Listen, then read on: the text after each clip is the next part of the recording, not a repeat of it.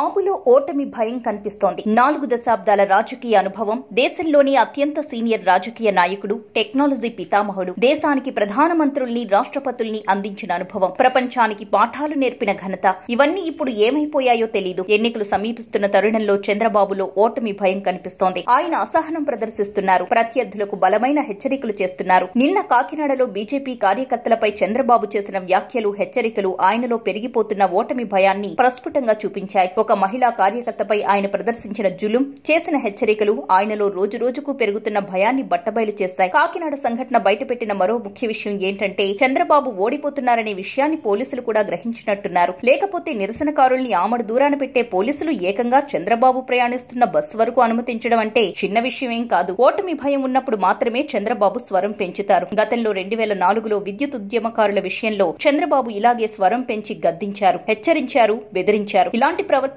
చంద్రబాబులో చూశామంటే ఓటమి విషయం ఆయనకు అర్థమై భయం, అసహనం ఆయనలో పెరుగుతోందని అర్థం. ఇలాంటి అసహనాన్ని ప్రదర్శించిన చంద్రబాబు ఆ తరువాత ఎన్నికల్లో ఓటమి పాలై ఏకంగా 10 ఏళ్లు ప్రతిపక్షంలో కూర్చున్నారు. ఆయన ముఖ్యమంత్రిగా అధికారంలో ఉన్నది 9 ఏళ్లు కాగా ప్రతిపక్షంలో ఉన్నది 10 ఏళ్లు. ఇప్పుడు కూడా 4.5 ఏళ్లు ముఖ్యమంత్రిగా అధికారంలో ఉండి ఇక మరోసారి ప్రతిపక్ష పాత్రలో కూర్చోవలసిన పరిస్థితులు కళ్ల ముందు కనిపిస్తుంటే ఆయన భయంతో కోపం ప్రదర్శిస్తున్నారు. భయాన్ని దాచుకోవడానికి, ఆగ్రహాన్ని, నియంత ధోరణిని ప్రదర్శించడం చంద్రబాబుకు తెలుసు. గెలుస్తాను అనే విశ్వాసం ఉన్నప్పుడు హుందాగా కనిపించే చంద్రబాబు ఓటమి భయం ఉన్నప్పుడు మాత్రమే ఇలా ఆగ్రహం ప్రదర్శిస్తుంటారు. చంద్రబాబును వైస్రాయ్ హోటల్ పరిణామాల నేపథ్యంలో గమనిస్తే ఆయన ఎంత సౌమ్యంగా ఉన్నారో స్పష్టంగా తెలుస్తుంది. అప్పుడు ఆయనలో గెలుపు విశ్వాసం ఉంది. అందుకే చాలా ప్రశాంతంగా, ఎటువంటి ఆందోళన లేకుండా కనిపించారు. ఆ తరువాత శాసనసభలో బల నిరూపణ సమయంలో కూడా ఆయన ప్రశాంతంగానే ఉన్నారు. కేవలం కొద్ది నిమిషాలు, అది కూడా ఎన్టీఆర్ సభలో మాట్లాడే ప్రయత్నం చేస్తున్న సమయంలో మాత్రమే చంద్రబాబులో కొంత అసహనం, ఆందోళన కనిపించాయి. స్పీకర్ స్థానంలో ఉన్న యనమల రామకృష్ణుడు ఎన్టీఆర్ కు మాట్లాడే అవకాశం ఇవ్వకుండా అడ్డుకున్న తరువాతే చంద్రబాబులో మళ్లీ ఆత్మవిశ్వాసం,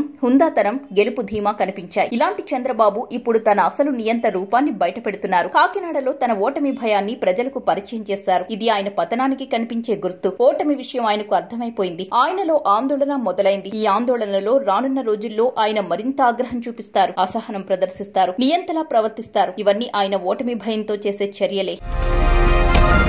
ఈ వీడియో గనుక మీకు నచ్చితే లైక్ చేయండి. మా ఛానల్ని సబ్స్క్రైబ్ చేసుకోవడం మాత్రం మర్చిపోకండి.